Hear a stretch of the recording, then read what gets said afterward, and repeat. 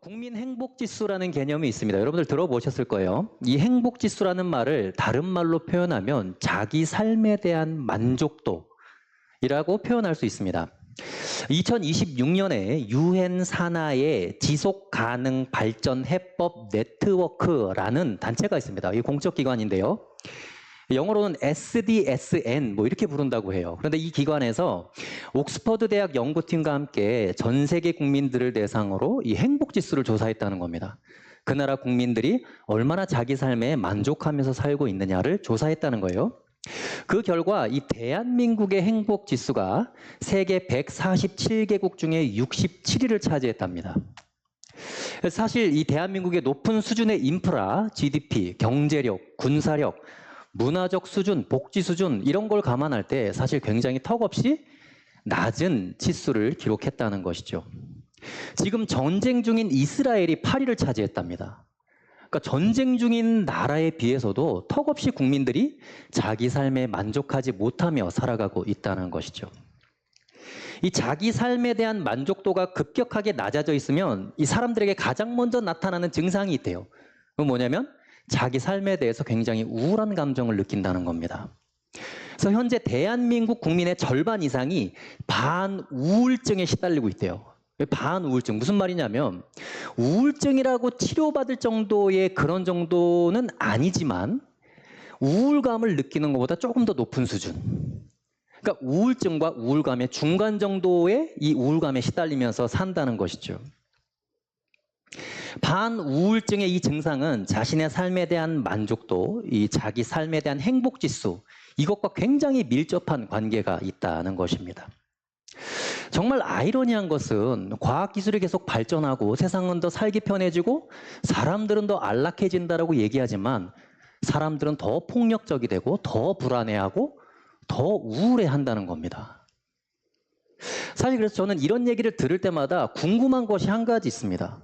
그러면 뭘 어떻게 해야 국민들의 삶이 행복지수가 높아질까요? 얼마나 만족을 시켜주면 사람들이 자신들의 입으로 행복하다라고 고백할 수 있을까요? 사실 명확한 기준이 없습니다.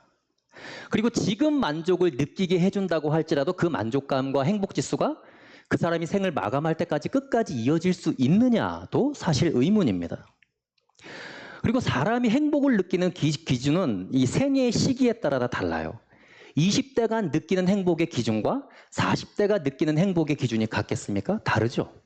60대, 70대는 또 다를 겁니다. 그러니까 행복 지수를 따지기에는 너무나 가변적이고 주관적이라는 거예요. 그래서 사실 저는 개인적으로 이런 공적 기관에서 조사하는 행복 지수 이런 거에 굉장히 그 결과에 회의적인 시각을 갖고 있기는 합니다.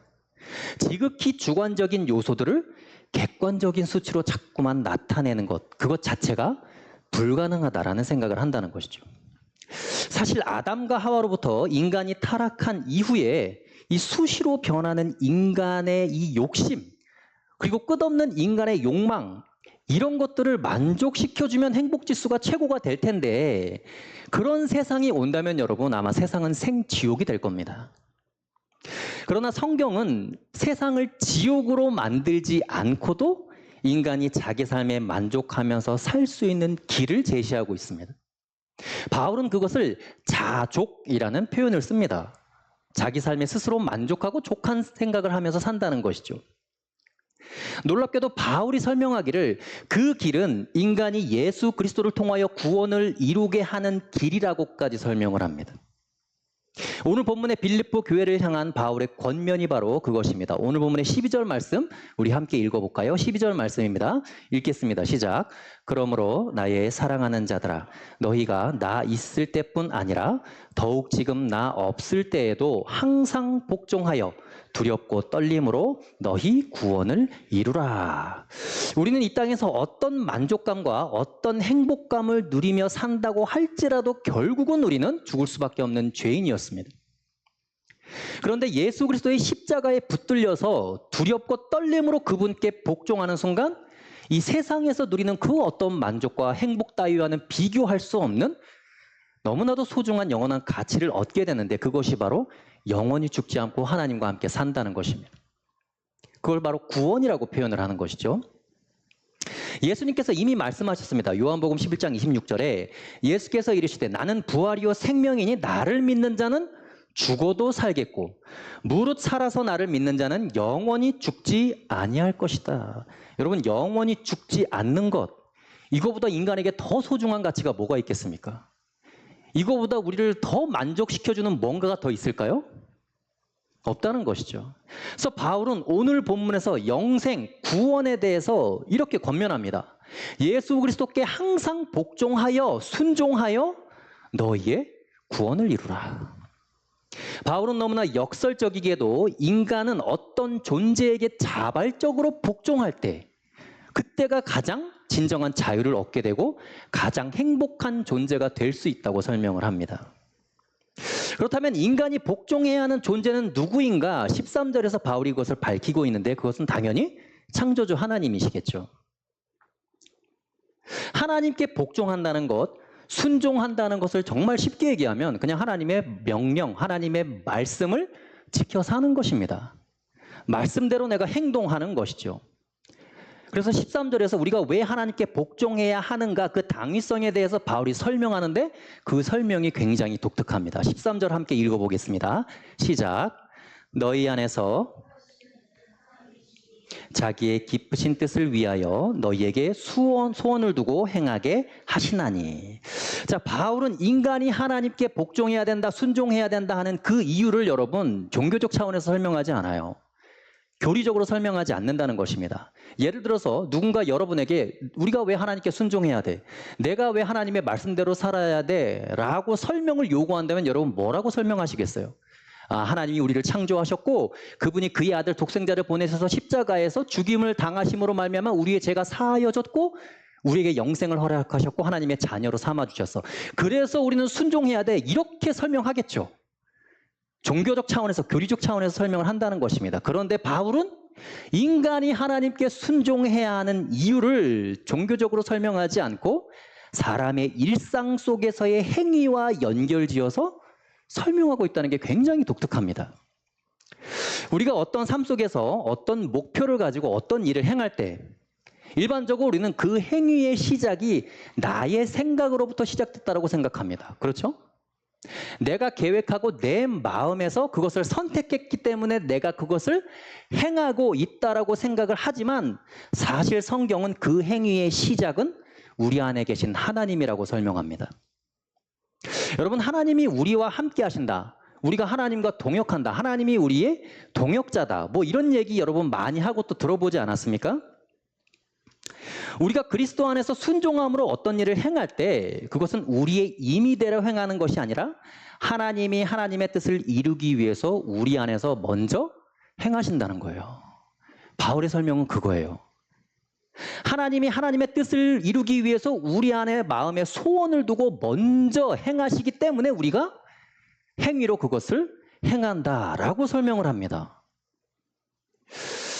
그러니까 뭔가 이루기 위해서 소망을 가지고 행하는 그 모든 것의 시작은 내가 아니라 하나님으로부터 시작된다라는 것이죠. 그것이 우리가 하나님께 순종할 수밖에 없는 이유라고 바울이 설명하고 있습니다. 자, 그러면 하나님께 복종해야 하는 이유, 순종해야 하는 이유는 바울의 설명을 들어서 이해는 갑니다. 그러면 어떻게 하는 것이 복종하는 것이고 어떻게 하는 것이 순종하는 것일까요? 그냥 말씀대로 행동하는 게 순종하는 것일까요? 바울이 14절에서 어떻게 순종해야 되는지 그 방법에 대해서 알려주는데 우리 14절 말씀 한번 볼까요? 함께 읽어보겠습니다. 시작. 모든 일을 원망과 시비가 없이 하라. 자, 우리 안에 소원을 두고 행하게 하시는 하나님이시기 때문에 우리가 순종해야 된다. 복종해야 된다. 내가 지금 그분께 완벽하게 복종하고 순종하고 있다는 걸 여러분 어떻게 알 수 있을까요? 나 하나님께 순종하고 있어. 그분께 온전히 내가 복종하고 있어. 이거 여러분 어떻게 알 수 있어요? 바울은 지금 그것을 원망과 시비가 없이 행할 때 온전한 순종이라고 얘기합니다. 모든 일을 행할 때 그렇다는 것입니다. 여기서 모든 일이라는 건 직장에서 내가 소속되어서 일을 하는 것도 마찬가지, 교회에서 뭔가를 섬기는 것도 마찬가지, 하나님을 위해서 하는 일도 마찬가지, 그리고 가정에서 어떤 일을 행할 때도 마찬가지. 그 어떤 일에도 예외가 없다라고 바울은 이야기합니다. 원망과 시비가 없이 그 모든 일을 행할 때 온전한 순종이라고 얘기를 하는 것이죠. 원망이라는 것은 여러분 망이 바랄 망이에요. 그러니까 내가 바라는 대로 되지 않았을 때 생기는 불편한 감정이 원망입니다. 시비는 내 뜻대로 뭔가 이루어지지 않았을 때에 다른 사람들과 생기는 마찰이 시비예요. 그러니까 원망과 시비가 없이 그 일을 행할 때 온전한 순종이 된다. 그런 얘기를 하는 것이죠. 지금 바울이 원망과 시비가 없이라고 얘기할 때 원망이란 단어는 여러분 이스라엘이 광야에서 하나님을 원망했을 때 그 원망의 단어를 사용한다는 거예요. 출애굽했던 광야 1세대들 중에 갈렙과 여호수아를 제외한 다른 모든 사람들은 실패했습니다. 가데스 바네아라고 하는 광야 한가운데서 전부 다 죽임을 당했어요. 그리고 그 다음 세대가 가나안에 들어갔다는 것이죠. 그들이 왜 실패하고 광야에서 죽을 수밖에 없었느냐? 바로 이 원망과 시비 때문에 그랬다는 거예요. 바울이 지금 이 원망이라는 단어를 사용하는 이유는 너희의 조상들의 과오를 기억하라라는 거예요. 너희 조상들의 실패와 그 불순종을 기억하라라고 얘기를 하는 것입니다. 이스라엘 백성들을 이집트에서 구원해 내신 것은 하나님의 뜻이었습니다. 그건 하나님의 일이었어요. 그래서 그들은 하나님 말씀에 순종해서 홍해를 건너서 광야로 나왔습니다. 언뜻 보기에는 순종한 것 같아요. 그런데 그들의 내면 깊숙한 곳에는 늘 목마름에 대한 불평, 먹을 것의 부족함에 대한 불평, 그 원망이 그들의 마음을 사로잡았다는 것이죠.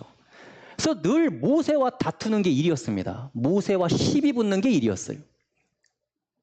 그랬기 때문에 그들의 삶이 광야에서 죽을 수밖에 없었다라는 것입니다. 겉으로는 순종하는 것처럼 보이죠. 그런데 그들 마음속에는 불평과 원망이 있었습니다. 그래서 당시 광야에서 하나님과 함께 살아가는 이스라엘 백성들은요, 다른 나라 사람들이 볼 때 처음에는 거짓대처럼 보였어요. 그래서 핫비루라는 단어가 거지라는 뜻이고 그 핫비루에서 히브리가 나온 거거든요. 그러니까 겉으로 볼 때는 그렇게 거지였는데 하나님과 동행하면서 보니까 아말렉과 전쟁하면서 무조건 승리하는 겁니다. 그리고 요단 동편에 있는 그 강력한 나라들을 다 쳐부수고 가나안을 향해서 진격해 오는 거예요. 시간이 지나면서 그들은 이스라엘이 대단해 보였습니다. 하나님이 대단해 보였어요. 그런데 여러분 겉으로 볼 때는 그랬지만 그들의 속은 어땠어요? 하나님을 끝까지 원망하고 불평하면서 광야에서 40년의 시간을 보냈습니다. 그래서 결국 출애굽 1세대들은 전부 다 가나안에 들어가지 못했다는 것이죠. 그들의 원망과 시비 때문에 온전한 순종이 아니었다라는 겁니다. 여러분 우리가 일상 속에서 겉으로 볼 때는 늘 신실해 보입니다. 열심히 하는 것처럼 보이고 순종하는 것처럼 보여요. 복종하는 것처럼 보여도 속으로 늘 하나님께 서운한 마음이 있고 다른 사람을 원망하는 마음이 있다면 그건 100% 순도의 순종이 아니라는 거예요. 내가 원하는 대로 배불리 먹이지 않으시고 마시게 하지 않는다고 은근히 하나님을 원망하고 있다면 그것은 불순종이라고 바울이 얘기를 하는 것이죠. 나는 하나님의 일을 하려고 최선을 다하고 있는데 하나님 왜 나에게 이렇게 불편한 상황을 허락하십니까? 나는 하나님을 위해서 최선을 다하고 있는데 하나님은 왜 상황을 열어주시지 않는 거예요? 그런 마음, 그렇게 하나님을 의심하고 신뢰하지 못하는 마음이 있다면 그것은 바로 불순종을 행하고 있다라는 것입니다. 결국 끝까지 두렵고 떨림으로 구원을 이룰 수 있는 유일한 방법은 뭐냐? 내가 지금 행하고 있는 그 모든 일 가운데 원망과 시비가 없이 행동하는 겁니다. 상황이 내 예상을 빗나가고 일이 내 기대에 어긋나게 진행되고 있을지라도 하나님을 끝까지 신뢰하는 거예요. 사실 여러분 내 예상대로 되지 않고요. 내 뜻대로 뭔가 되지 않으면 그거 견디기 굉장히 힘듭니다. 그럼에도 불구하고 하나님을 끝까지 신뢰함으로 마음과 입으로 범죄하지 않을 때 나의 순종이 입증된다라고 바울이 얘기를 하는 것이죠. 내가 뭔가를 행하는 것이 중요한 게 아니고 내가 어떤 큰 일을 이루기 위해서 뭔가를 행하는 게 중요한 게 아니에요. 아무리 초라하고 작은 일일지라도 내가 어떤 마음으로 하느냐가 중요한 것입니다. 원망과 시비가 없이 행하는 것. 그게 대단히 중요하다고 바울이 얘기를 하는 것이죠. 오늘 본문에 빌립보서를 쓰고 있는 바울은요, 인간적인 마음으로 너무나 하나님을 원망하는 마음이 들었을 것 같아요. 왜냐하면 지금 하나님 일하다가 감옥에 갇혔거든요. 발에 착고가 채워졌어요. 그래서 집 밖으로 한 발자국도 못 나갑니다. 경비병들이 항상 자신을 감시하고 있는 상황에서 이 빌립보서를 쓴 거예요. 아니, 바울이 개인적으로 뭔가 자기를 위해서, 자기 유익을 위해서 일을 행하다가 그렇게 됐으면 할 말이 없겠지만, 하나님을 위해서 복음 전하다가, 교회를 세우다가 그런 일을 당했다는 거예요. 그럼에도 불구하고 바울은 뭐라 그래요? 원망과 시비가 없이 그 모든 일을 감당할 때 하나님 앞에 순종할 수 있다. 그것이 너희의 구원을 두렵고 떨림으로 이루는 길이다라고 바울이 얘기를 한다는 것이죠. 예수님께서 항상 유대인들에게 살해 위협을 당하시고 결국은 잡히셔서 고통을 당하신 이유는 단 한 가지입니다. 천국 복음을 증거하고 우리를 위해서 십자가 사역을 감당하시기 위해서예요. 예수님은요, 자기 개인적인 유익을 위해서 행하지 않았어요. 전부 다 아버지 하나님의 일을 하셨다는 거예요. 상황이 그 지경이 되었다고 예수님께서 아버지 하나님을 은근히 서운하게 생각했어요? 그렇지 않죠. 나는 당신의 아들인데 왜 나를 이렇게 죽음으로 몰아넣습니까? 단 한 번도 아버지 하나님을 원망했던 적이 없다는 것이죠. 그냥 그분은 창조주 하나님의 본체이시지만 이리저리 끌려다니다가 죽임을 당하셨어요. 사람들의 손에 이리저리 넘겨지셨습니다. 그게 그분의 삶이에요. 그러니까 우리가 예수님을 닮아간다고 얘기할 때 여러분 어떤 부분을 닮아야 되는지를 한번 잘 생각해 보세요. 예수님이야말로 지금 바울이 말하고 있는 두렵고 떨림으로 복종하심으로 진짜 구원을 완성하시고 이루신 분이라는 것입니다. 세상은 일이 어그러지고 너무나 쉽게 누군가를 원망하고 비난합니다. 자신과 생각이 다르고 의견이 다르면 너무나 쉽게 시비가 붙죠. 그래서 그리스도인들이 세상과 확실하게 구별될 수 있는 지점 포인트가 바로 이거라는 거예요. 바울이 지금 그걸 얘기하고 있습니다. 오늘 본문의 14절과 15절 함께 읽어보겠습니다. 시작. 모든 일을 원망과 시비가 없이 하라. 이는 너희가 흠이 없고 순전하여 어그러지고 거스르는 세대 가운데서 하나님의 흠없는 자녀로 세상에서 그들 가운데 빛들로 나타내며 모든 일에 원망과 시비가 없이 하는 그 태도를 가지고 어그러지고 거스르는 세대 가운데서 하나님의 자녀로 구별될 수 있다는 거예요. 뭔가 내가 거룩하게 변하고 내가 선하게 변하고 내가 선한 행위를 해서 세상과 구별되는 게 아니라 내가 행하는 그 작은 일을 아무런 원망과 시비가 없이 그렇게 행할 때 세상과 구별된다라고 바울이 얘기를 하고 있습니다. 결국 내가 하나님의 주권을 인정하고 내가 하는 일이 아무리 자꾸 초라한 일일지라도 그것을 원망과 시비가 없이 행하는 그 삶의 태도, 일상을 대하는 나의 태도를 가지고 세상과 구별될 수 있다라고 바울이 얘기를 하는 것이죠. 사랑하는 여러분, 우리가 일상을 대하는 태도를 한번 생각해 봤으면 좋겠습니다. 내 뜻대로 되지 않는 상황에 대해 너무나 우리는 쉽게 분노하고 있지는 않은지, 상황이 어그러지고 힘들어질 때마다 자신을 원망하거나 다른 누군가를 원망하거나 하나님께 서운한 감정을 가지고 그 일을 행하고 있지는 않은지, 우리의 일상이 예수님 닮기를 여러분 간절히 소원합니다.